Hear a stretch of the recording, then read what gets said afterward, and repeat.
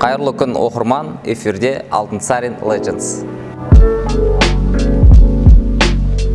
Бүгінгі айдарымызда қазақ даласына тұңғыш мектеп ашқан және де өз ақшасына қазақ балаларын тұңғыш оқуға жіберген, қазақ даласында реформатор атанған Жәңгір хан туралы сөз ететін боламыз.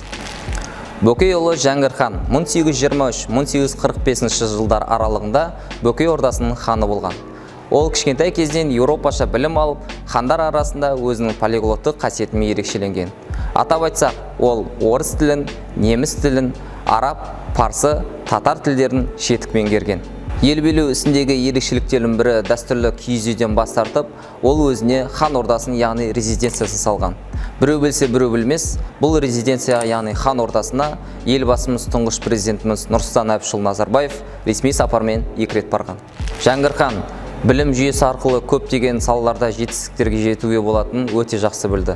Сондықтан 1841 жылы 6 желтоқсанда қазақ-орыс мектебін ашқан болатын. Бұл мектеп қазақ даласындағы тұңғыш мектеп болып саналады. Қазақ даласында ашылған ең алғашқы мектепте 25 оқушымен бастаған. Бұл мектепте физика, арифметика, география пәндері оқытылған болатын. Оқу мерзімі қазан айында басталып, мамыр айының аяғында аяқталған.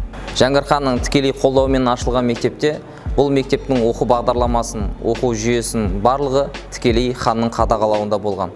Бұл көп күттірмей нәтижесін берді.